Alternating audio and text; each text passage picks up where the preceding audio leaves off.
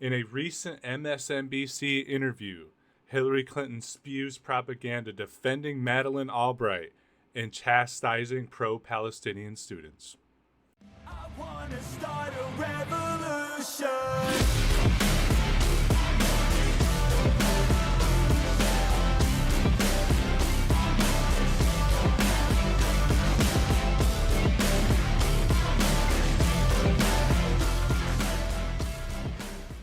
All right, guys, hello and welcome to another episode of Thinking Out Loud. Like the title of this video suggests, we're going to be doing this video today, picking apart a recent interview that Hillary Clinton had on MSNBC.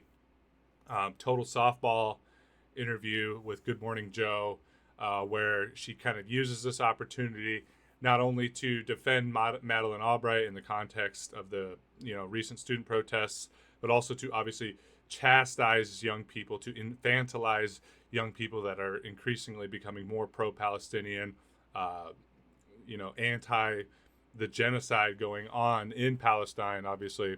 And, it's been a while since we've done a video on Hillary Clinton.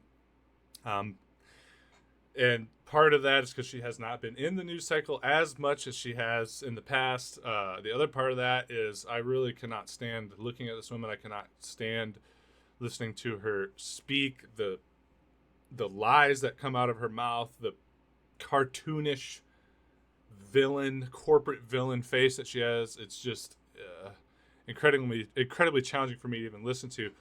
But since we've been doing a lot of content covering Palestine, with an emphasis a lot of times on dispelling Israeli propaganda, dispelling the, cultural hegemony of Zionism in the United States, my good comrade Sarah sent me this video and just told me how much it had her cringing and how she could barely watch it. And she, kind of suggested, I watch it. And then as I was watching, I was like, man, I have to pick this apart because it's a great opportunity to not only, ream Hillary Clinton, how we love to do on this channel, how we love to do with any corporate politicians, but it's a great opportunity to go back and look at the legacy of Madeleine Albright, and then it's also a great opportunity to dispel some of these narratives around Palestine, Israel-Palestine, in particular, the idea that, Palestinians rejected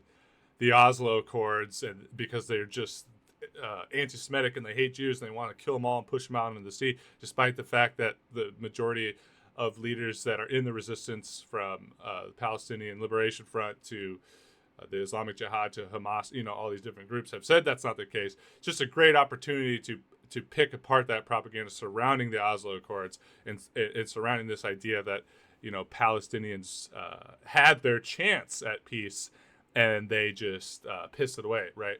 So without further ado, we'll go ahead and jump into this here, guys. I have this video. It's about 9 minutes long. We will go through the whole thing, and just be aware I will probably start and stop it quite a bit just to kind of pitch in with some analysis. This is my second time watching it, so whatever comes to my mind as we go through this, I'll share with you guys. But then I also have some addendum resources through like Jacobin and stuff like that will kind of stitch into this for greater context, right, with what she's saying. So let's go into it, guys. I want everybody to know what I'm about to talk to you about happened before October 7th. I'm going to talk about radicalism on college campuses. Sort of radicalism that has mainstream students getting propaganda, whether it's from their professors or whether it's from communist Chinese government through TikTok. First off, what is a mainstream student? Okay, I just want to point that out quick before we even get into this much. What is a mainstream student? I mean, this is the sort of psychological operation that you have seen going on in media and in Hollywood and through politicians, where they're starting to co-opt the language of the youth, of the progressive movement, of the more radical elements that are rising in the society. Radical trends are a rise in the society because obviously our system isn't working. So people are like, let's get at the root of it. That's what radicalism is. Get the Latin root of the word radical is to grab it by the root. And you see this kind of stuff where the media and pundits and things like this are co-opting the language. So they're saying mainstream, because we say mainstream media, mainstream politicians, right? They're saying mainstream students are being radicalized. What the fuck does that even mean? That's like, he's coached to say that kind of shit. We want to hear that kind of language. Right. Let's go on here. TikTok, calling the President of the United States Genocide Joe, calling you and President Clinton war criminals, actually stopping the naming of a building after Madeleine Albright because they claim, professors claim, some of the same professors that took part in the most radical elements of the protests over the past couple of weeks, called Madeleine Albright a war criminal. And we're still waiting for the building for Foreign Service to be renamed after Madeleine Albright. Here we have first Secretary of State that's a woman. Made history, just like you made history. So, of course, I'm going to point out here, this is that line there. Madeleine Albright was the first female Secretary of State. Talking about Hillary Clinton, one of the first viable female candidates for president, right? This is that liberal feminism that we've talked about on this channel a lot, right? Using the dialogue of feminism, using the dialogue of women's liberation in the context of a patriarchal society, in the context of a capitalist society, in order to manufacture consent for what the basis of that society is built on, capitalism and imperialism, right?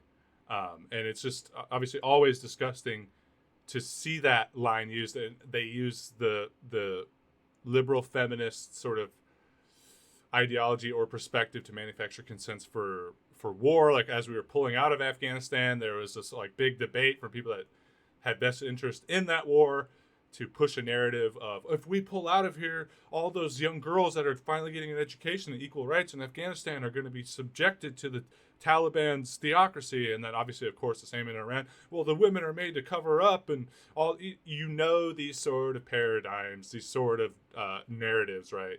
Using progressive ideas, using feminist ideas, using liberal ideas to justify imperialism and corporate domination, right?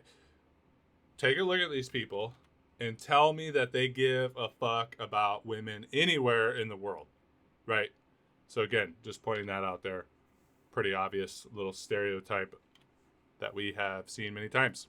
But you've got mainstream college students. I know, because mainstream college students. I've talked to a lot of college students over the past year or two. They have this radicalized view of the Middle East, a radicalized view of American public servants like yourself, Madeleine Albright, President Clinton, Joe Biden, can name Republican presidents as well. And there's this radicalism.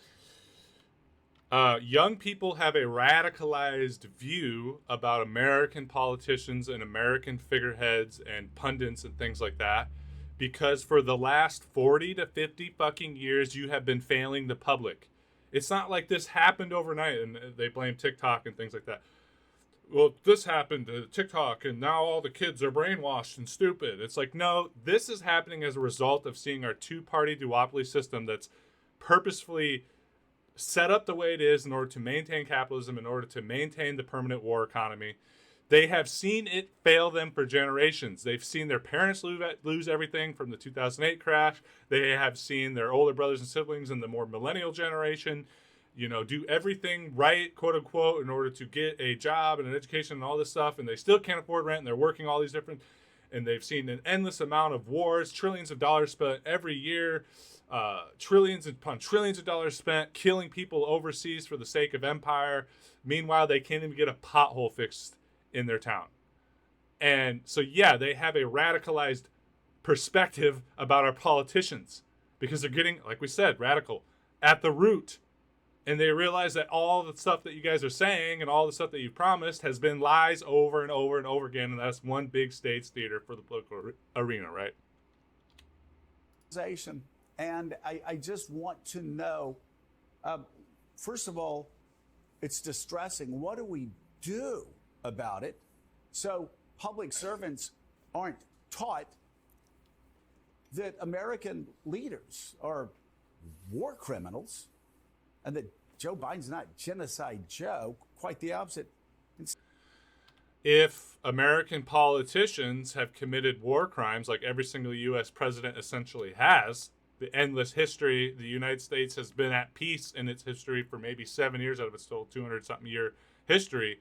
If U.S. politicians, U.S. presidents are war criminals and have a history of humanitarian rights abuses, illegal wars, they should be called war criminals. That's because that's what they are. That's because that's how the world, the UN, NGOs view them, as war criminals. Secondly, the stupidity of the slogans that ignore all the history since 1948 about what the United States has tried to do, about what you tried to do, about what President Clinton tried to do in bringing a two-state solution about. I remember when you talked about a two-state solution and it was considered radical. They couldn't believe, oh my God, Hillary Clinton actually is talking about a two-state solution. She hates Israel. Look at her face. And now that's been flipped to you're a war criminal. Madeleine Albright's a war criminal. Bill Clinton's a war criminal. Joe Biden. It's disgusting. And because I you want are. you to tell us what needs to be done, what you would hope would be done, one. Number two, how do we get Madeleine Albright's name on that building? Because she's been slandered in death. We'll get into Madeleine Albright a little more deeply, but Hillary Clinton is a war criminal because she was front and stage in the complete front and center, in the complete destruction of Libya and oversaw the processes that were going on in Syria. Libya in particular is a failed state with open air slave markets as a result of her campaign to overthrow Gaddafi. She pushed hard for that. That was her, right? And that's not even getting through her entire history as a politician. That's just one instance. I don't know how many hundreds of thousands of people, perhaps even getting into the millions of excess deaths, not just from the conflict and the war itself, occurred as a result of Hillary Clinton's choices and decisions when she was in positions of power during that time period. I mean, I could do an hour-long video going through her history, okay? Joe Biden, I mean, throughout his history in the Senate, did not see a war that he did not love. Obviously was complicit in the Obama regime and Obama's illegal drone operation war in the West Asia and Central Asia. Okay. Outside of the bounds of international law. Not condoned by the UN. Mass death, mass civilian death. Okay. You are war criminals. It's not up for debate. You have committed the crimes of war. You have committed crimes against humanity by using your imperial position. This is it. It should be blatant. I don't know how people watch propaganda like this anymore and how it still works. It's crazy. You have to be completely politically illiterate. She's been slandered in death. A public servant who escaped the Holocaust, gave her entire life to the United States of America, and has been slandered in death by extremists, I'm sorry, funded by Qatar. And number three, I told you we were moving past. Extremists funded by Qatar, referencing the fact that Al Jazeera is funded by the Qatari government, right? It's independent media funded by the Qatari government. Now, look, Al Jazeera is not perfect. You know, I was just having a discussion with a comrade where I was like, you know, when it comes to Al Jazeera, you can trust a lot of what they say about a lot of different things all over the world. But once you get to the GCC countries, the Gulf monarchies, you know, take their coverage of those particular states and polities with a grain of salt. You know what I'm saying? But I just want to point out here, he's saying that independent journalists, not just Al Jazeera, and students, mainstream students, are funded by Qatar. Okay? We're starting to see more and more of this kind of language that your own countrymen, your own citizens, we've seen it, we saw it with Russiagate. We've seen it recently with Nancy Pelosi making comments about protesters, go back to China, go back to your boss in China. The language of turning American citizens into the other the enemy other, influenced by the enemy other, because they go against the empire, they go against the status quo, has been normalized in this country. That is not good. It's terrifying. Therapy session. And number three, maybe this will get on YouTube if the communist Chinese will allow it to get on YouTube. Please tell any student. Okay, again, two parts to this. This is a psychological operation that is flowing through all the media and pundits and shit right now. That co-opting of language that we just talked about. Okay? He's talking about being censored on YouTube. Like how we independent journalists, you're fucking MSNBC owned by Comcast, one of the biggest zaibatsus, one of the biggest multinational corporations on the planet that's been broken up like 3 separate times only to be amalgamated back together again like some fucked up corporate Frankenstein.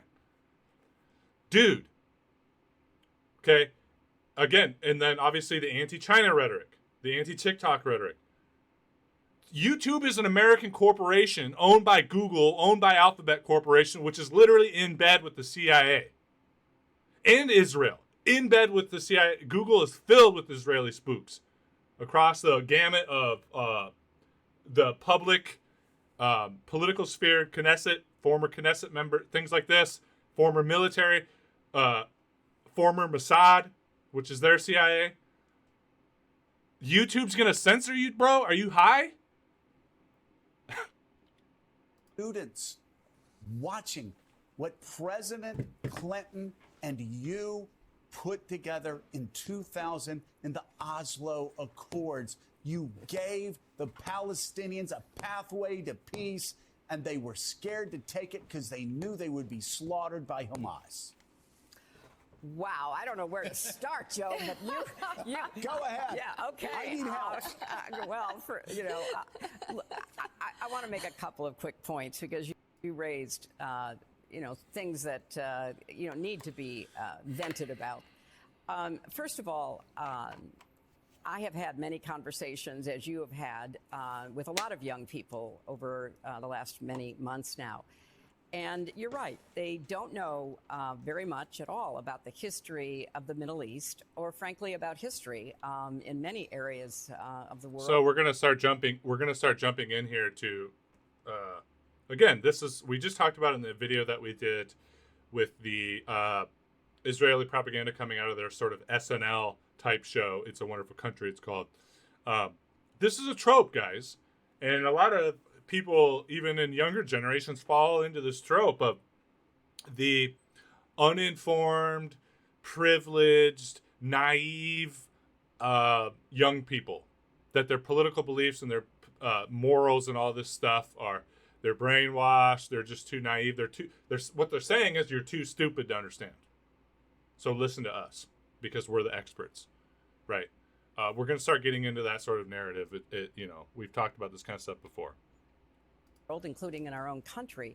But with respect to the Middle East, they don't know that under the bringing together of the Israelis and the Palestinians by my husband, the then Israeli Prime Minister Ehud Barak, the then head of the Palestinian Liberation Organization, then the Palestinian Authority, Yasser Arafat.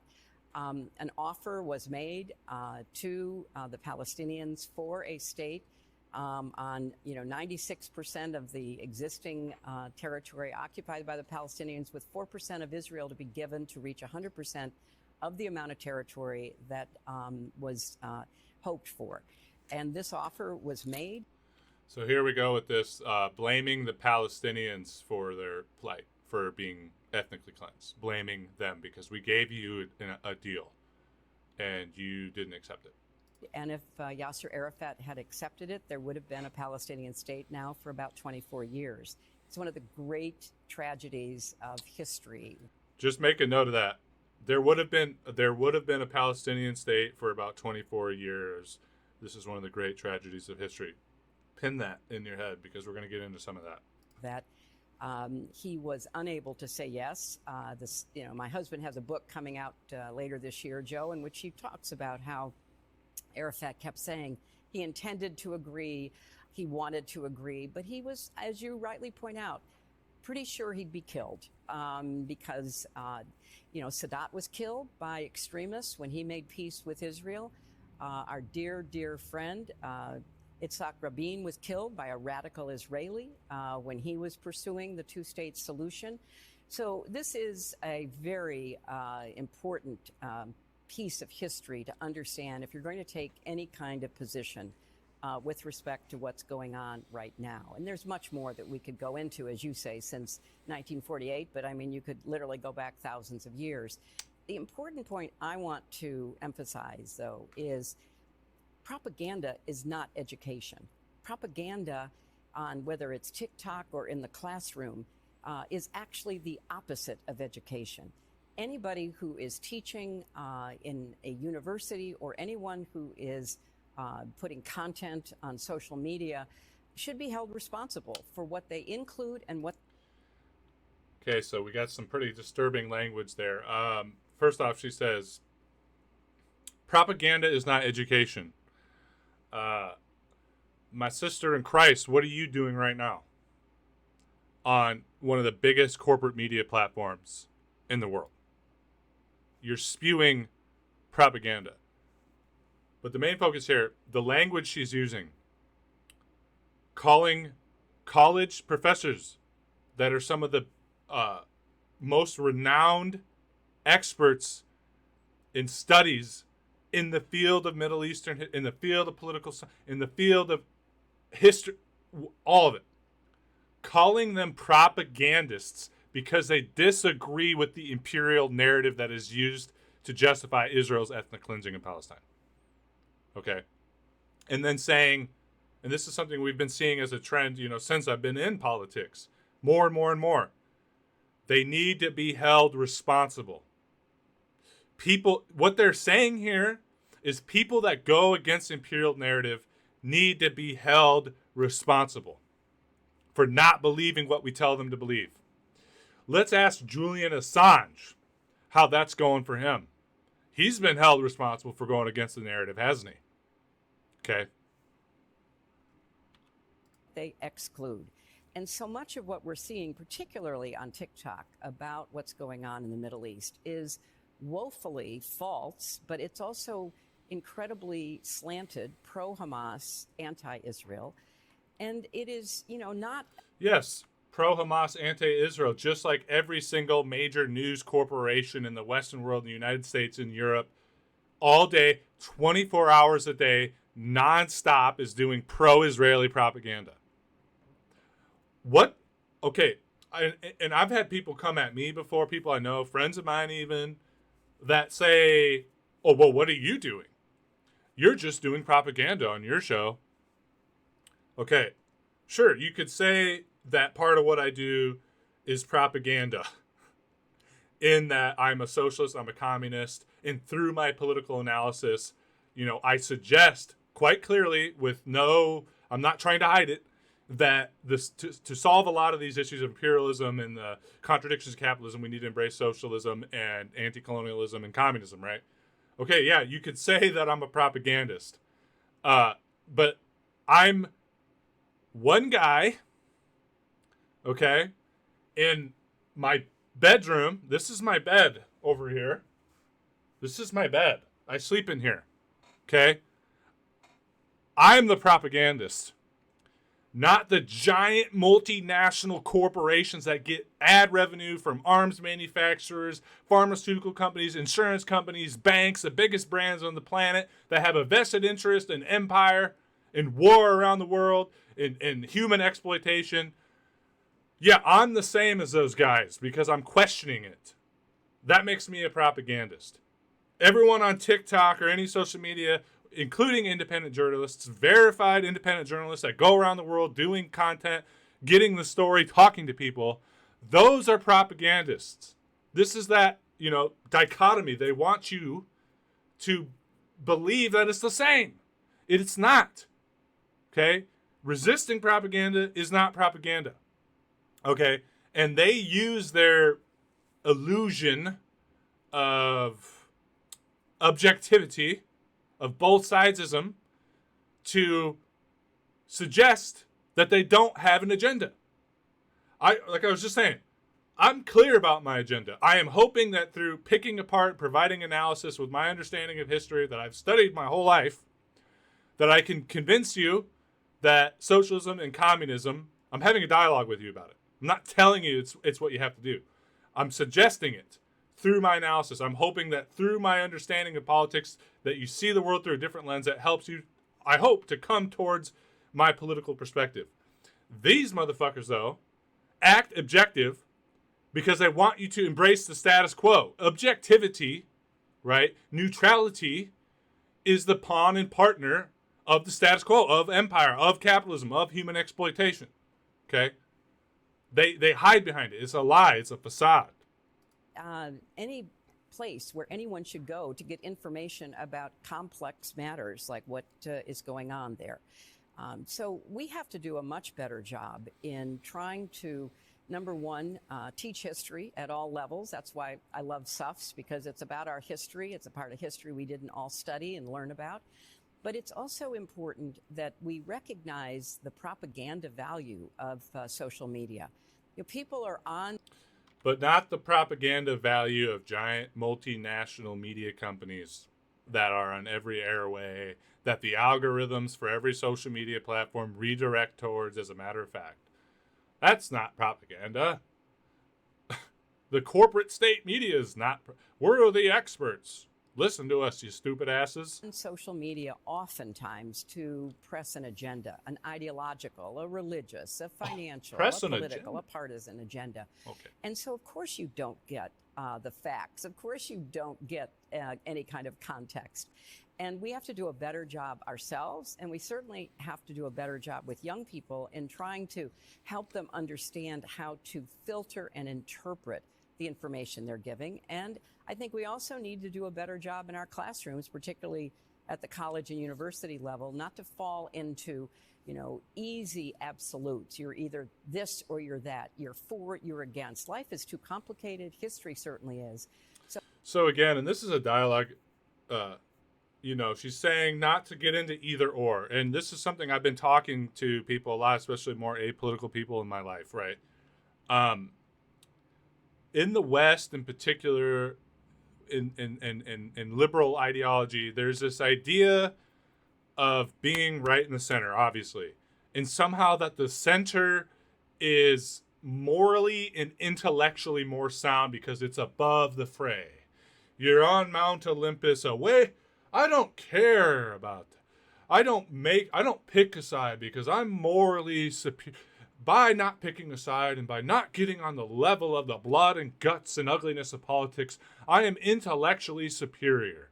I am morally justified. Okay? This is a false fucking narrative meant to implant in your head that to do nothing is moral. To do nothing in the face of empire is moral. To do nothing in the face of corporate destruction and dominance of our planet is moral. It's not moral.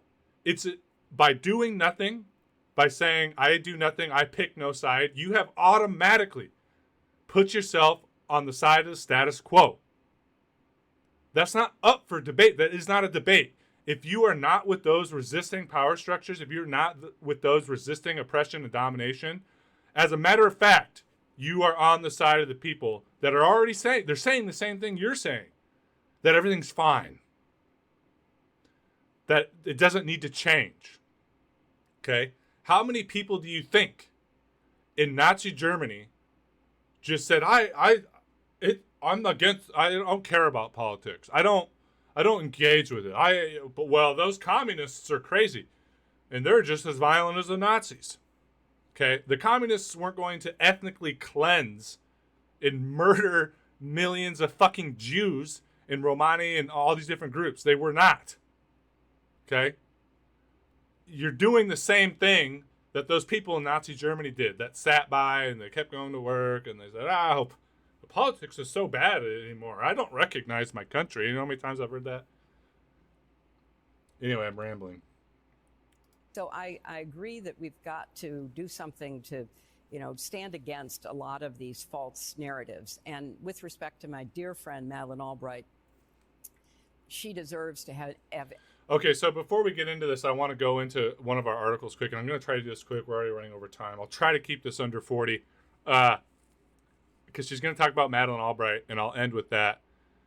But I want to get into, because she made comments about the Oslo Accords, and how, like I said, that we gave Palestinians a chance at peace, and they nerfed it. So I have this article here from Jacobin that kind of goes into, I'm going to read it quickly, get some of the quick key tenets and problems with Oslo, and how it was really a whole fucking facade, and the U.S. knew it was a facade, right, from the beginning. The Israelis and the U.S. never really cared or intended to implement a two-state policy, right? So I'm just pointing out that the moral basis that they are trying to say that justifies Israeli aggression and all this different stuff is a church, a castle built on sand, right? So let's go into this. Talking about the Oslo illusion. This is from Jacobin here. Maybe I should zoom in here for you guys. Yeah. All right. So its supporters claim that under Oslo, Israel would gradually relinquish control over territory in the West Bank, Gaza Strip, and newly established Palestinian Authority. We've talked about how the Palestinian Authority is essentially colonial collaborators, and that we'll get into this more. Eventually, forming an independent state there. The negotiations process and subsequent agreements between the PLO and Israel instead paved the way for the current situation in the West Bank and Gaza. From the perspective of the Israeli government, the aim of Oslo was not to end the occupation of the West Bank and Gaza Strip or to address the substantive issues of Palestinian dispossession, but something much more functional. By creating the perception that negotiations would lead to some kind of peace, Israel was able to portray its intentions as those of a partner rather than an enemy of Palestinian sovereignty. Based on this perception, the Israeli government used Oslo as a fig leaf, hiding the cock of imperialism. What the fig leaf does, hiding the cock of imperialism. As a fig leaf to cover its consolidated and deepened control over Palestinian life, employing the same strategic mechanisms wielded since the onset of occupation in 1967. Settlement construction, restrictions on Palestinian movement, the incarceration of thousands, and command over borders and economic life all came together to form a complex system of control. A Palestinian face may preside over the day-to-day administration of Palestinian affairs, but the ultimate power remains in the hands of Israel.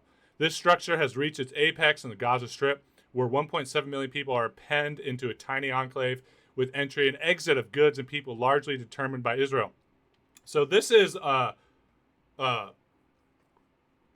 Imperialist 101. This is the history, if you look at the map of West Asia, that's the Middle East, Africa, even parts of Asia.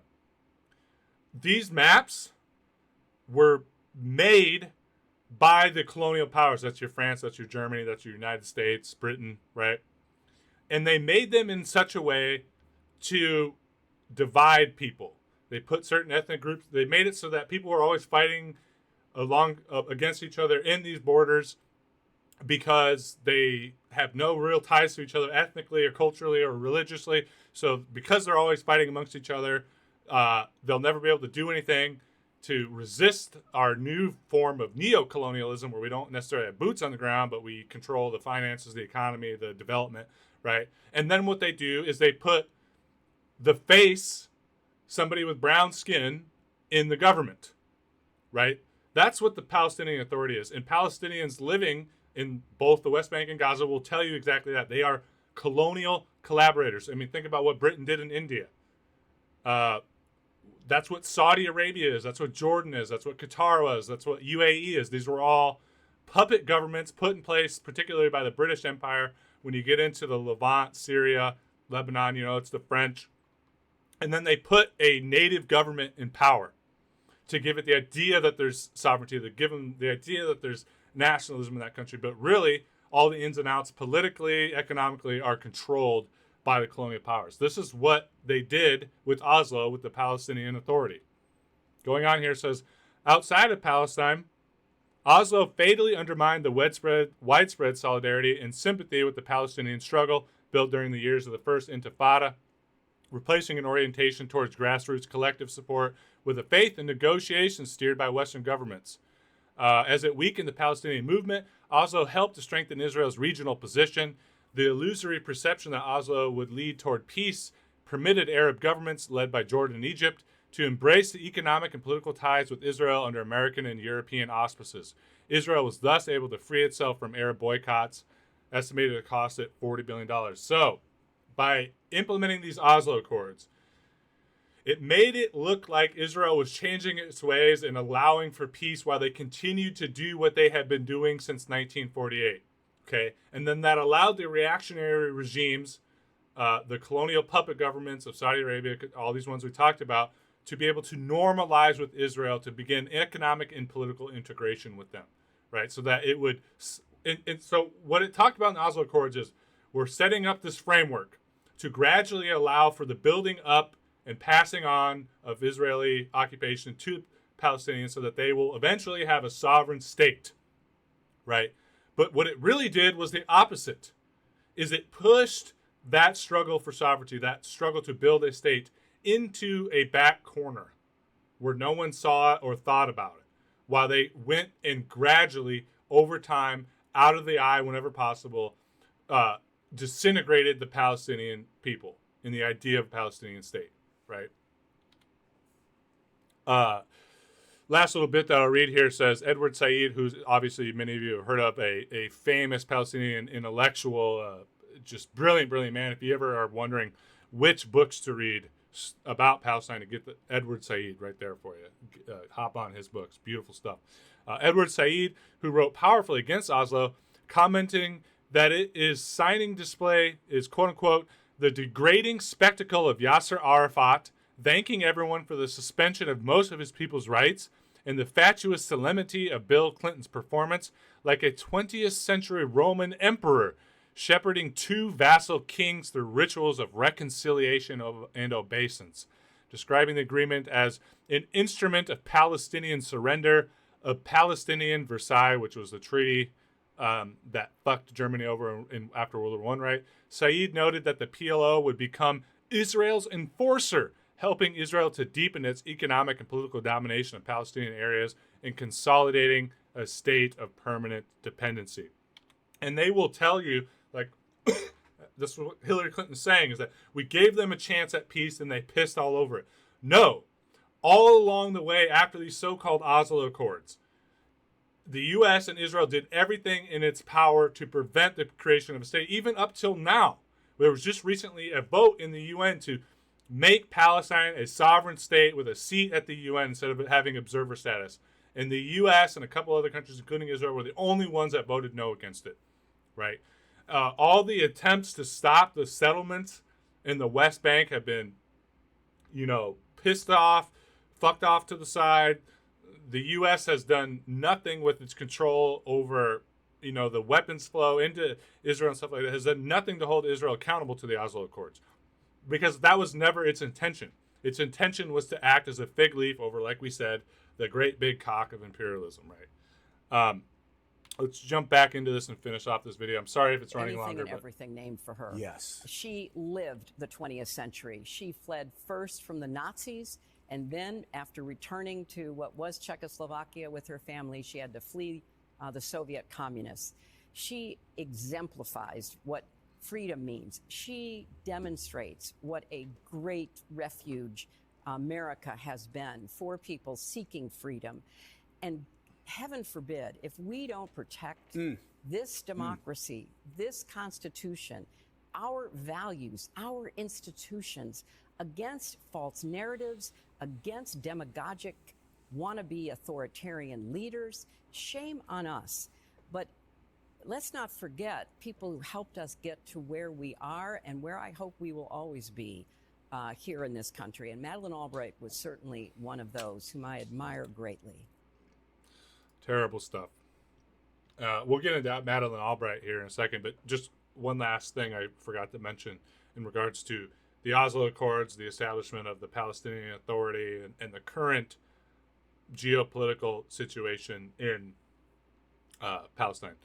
It really reminds me of what the British did after the Irish Revolution, where the Irish kicked the British out of a lot of the island of Ireland, right? But then they obviously kept the, 6 counties? Forgive me, my Irish comrades, in Northern Ireland. They kept it as a colony. But after, the revolution was successful in Ireland, and they started to kind of do talks and dialogue with the British, in order to stop the continued process of revolution and the actual achievement of Irish sovereignty, the British and the military in Ireland cut a deal where they established the Irish Free State in 1922, right? And then this caused the Irish Civil War, because the Irish Free State was a lot like the Palestinian Authority. It did not give or establish real, true sovereignty for the Irish people. It implemented a framework where eventually you Irish fucking Mick bastards, as the British would say, will get your sovereignty over time, a little bit at a time. You guys aren't ready for it yet. And the Provisional Irish Republican Army, the PIRA, IRA, were like, fuck this, right? This is not, we wanted a Irish republic, not this collaborationist bullshit. And the IRA saw the Free Staters as what they were. They were going to end up being colonial vassals, right? A native face for the Irish people to feel like they're being ruled by their own people, but they're not, right? And so you had a civil war. It's the same exact thing going on in Palestine. And when you consider that the British have been part and parcel of the Israeli Zionist project and the imperial machinations of that whole region, well, of course, they had a lot of success with this free state idea. Let's apply it to Palestine. I mean, all this stuff is a playbook that's over 100 years old now, guys. But I want to get into, I meant to do this at the beginning, but for those of you who don't know who Madeleine Albright is and why people are calling her a war criminal, I have this here for you guys, and then I'll play a short little TikTok of her. Madeleine Albright has died at 84. She was a pioneering imperialist who passionately advocated greater use of deadly violence in pursuit of a U.S.-dominated post-Cold War global order and killed many, many people in the process. She played a central role in crafting a post-Cold War policy that wrought devastation on multiple continents. Her biography was a harrowing one. They fled Nazi Germany and all that, and they used that as... That's what's so egregious about Madeleine Albright, too, is she lived through the horror of the Holocaust and all of this stuff. And then she goes on to be one of the lead imperialists of the Fourth Reich, the United States Empire, right?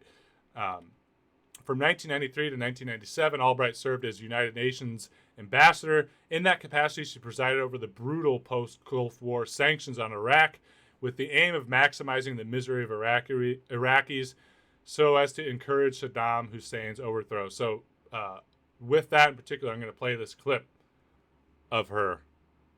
Very famous clip. Many of you may have already seen it, but let's go here. We have heard that 500,000 children have died. I mean, that's more children than died in Hiroshima. And is the price worth it?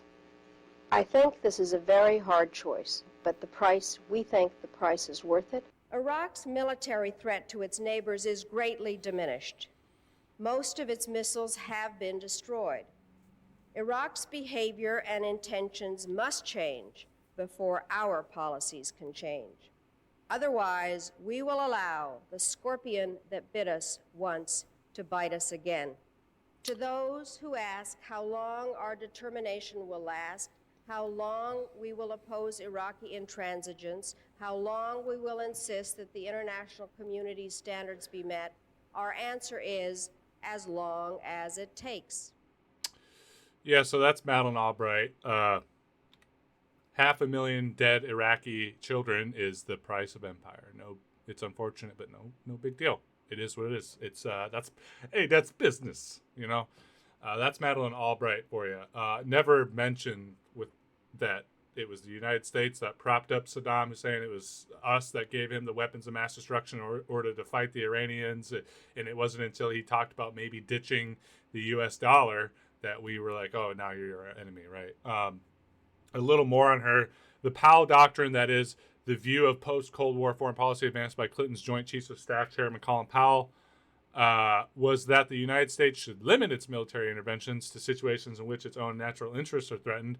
Albright did not agree, and they clashed over what the U.S. role should be in crises like Bosnia. What's the point of having this superb military we're always talking about if we can't use it? As UN Ambassador Albright drove UN Secretary General Boutros Ghali from power after a relentless campaign. In relation to that, the fall of the Berlin Wall had enabled the United States to conduct the Gulf War almost as it pleased, and this suggested a model for the future.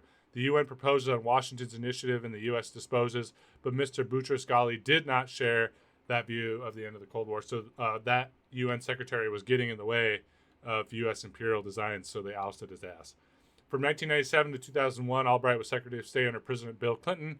In that much-celebrated, groundbreaking role, she continued inflicting unimaginable suffering on the Iraqis.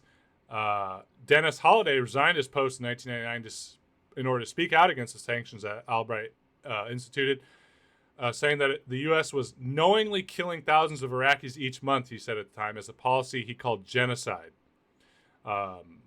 Albright also promoted NATO's expansion to the former Soviet Union countries in Eastern Europe, a reckless trajectory that numerous high-ranking diplomats over the years have warned would inevitably antagonize Russia. That policy has contributed significantly to terrifying potential nuclear conflict that we're now facing. And then she consulted for Pfizer and helped them avoid sharing international property, although doing so would save many lives during the COVID-19 pandemic. Vaccine patents remain a major cause of global vaccine apartheid and mass death.